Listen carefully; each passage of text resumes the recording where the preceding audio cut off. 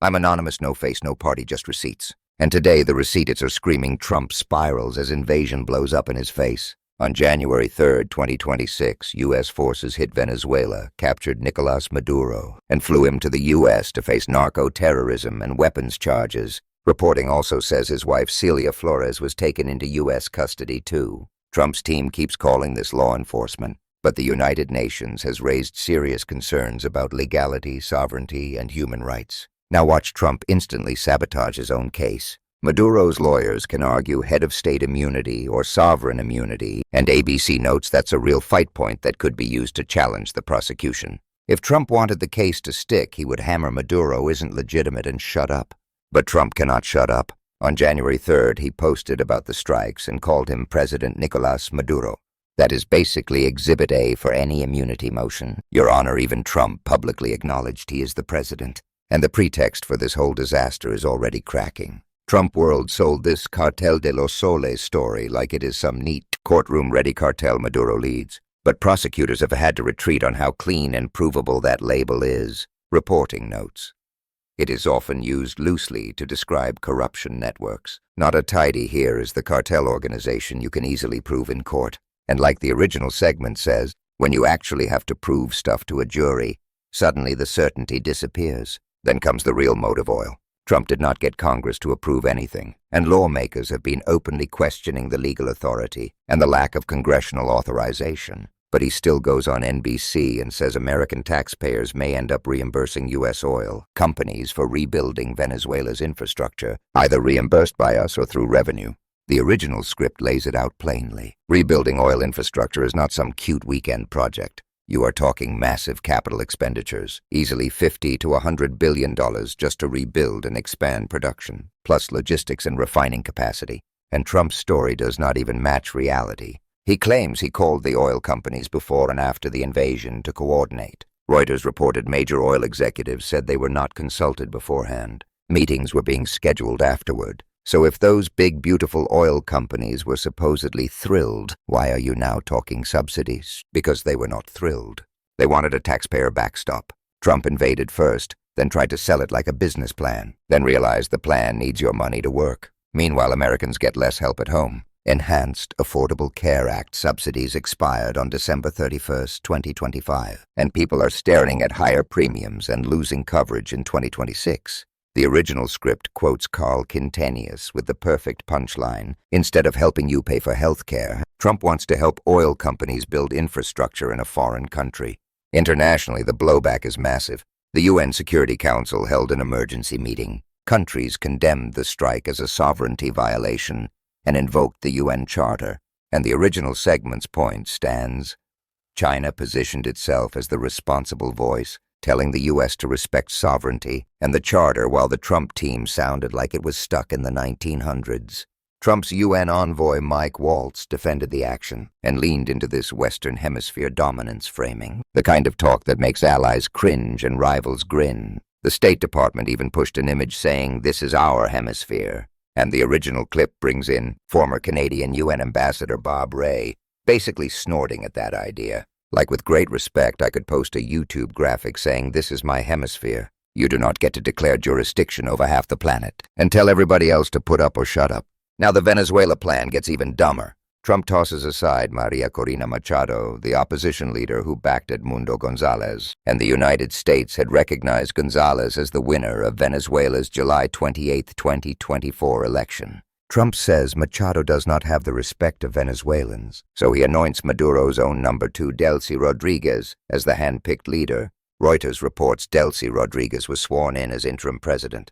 The original segment highlights the optics Delcy is shown warmly greeting the ambassadors of China, Russia, and Iran. Big smiles, big hugs, so those powers do not look cut out at all. Trump did not liberate Venezuela. He swapped the label and left the same gravitational pull. Machado's side of this is pure humiliation ritual. The original says she had to echo Trump's 2020 was rigged and stolen lie, because MAGA demanded it, a claim that has been repeatedly debunked. But Trump's ego needs the chant. She dedicated her Nobel Peace Prize to Trump, and Washington Post reporting says Trump was still mad because he wanted that Nobel for himself. Her accepting it was the last straw. That is Trump in a nutshell, not strategy, not values, just a bottomless need for the spotlight. So state regime media, as the original calls it, drags Machado onto Hannity. Hannity asks if she offered Trump her Nobel, and the original stresses this is real, not AI. Basically, did you offer it? Will you give it to him? Machado says it has not happened yet, but she would love to personally tell him Venezuelans want to give it to him and share it with him, calling what he did historic. Then she tries to warn everyone anyway. Delcy Rodriguez is, in her words, an architect of torture, persecution, corruption, and narco-trafficking, the main liaison with Russia, China, and Iran. Not someone international investors or oil companies should trust and repudiated by Venezuelans. She says the opposition won the election by a landslide, and in a truly free and fair vote, they would win by over 90%. Hannity closes with that weird TV prayer energy. Godspeed, please be safe. I hope you have protection, it is scary. Even Fox cannot hide the contradiction. The original says Jesse Waters admits this is not regime change. The regime is still intact.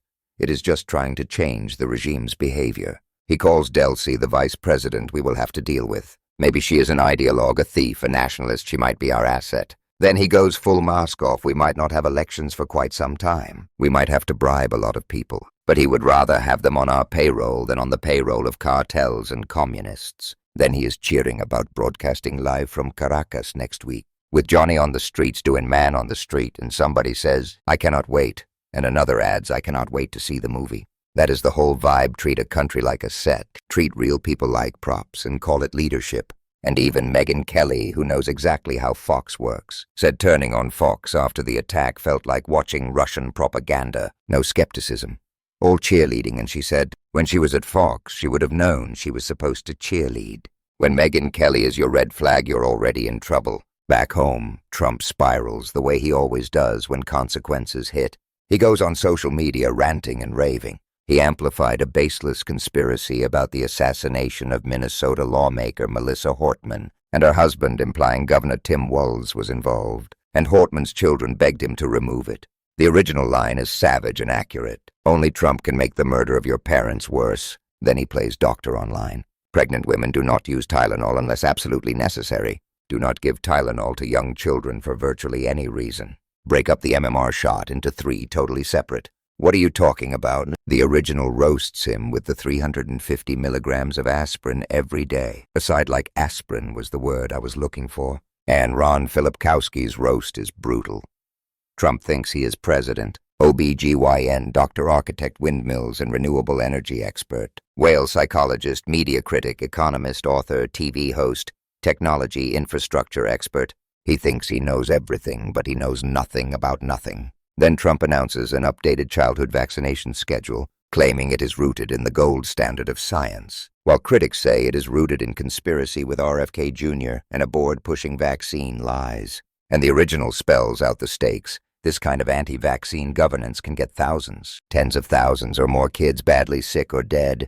Finally, the Epstein files. Trump's DOJ told a federal judge they have produced about 285 documents, totaling about 575 pages, and they are still reviewing over 2 million more documents. The original does the math about 10.2 pages per document, so 2 million more documents could imply roughly 20 million more pages. It claims 125 full-time attorneys at SDNY plus many elsewhere, and asks the obvious, what were they doing back in February and March, when Pam Bondi was out there implying the files were already on her desk? That is the spiral, a reckless invasion that is already backfiring. Propaganda that collapses under evidence, regime change that leaves the regime intact, and taxpayers stuck holding the bag, while Trump screams conspiracies and medical misinformation into the void. I'm anonymous. We will keep you posted every step of the way. Hit subscribe, share this video, and do not let propaganda be the loudest voice in the room.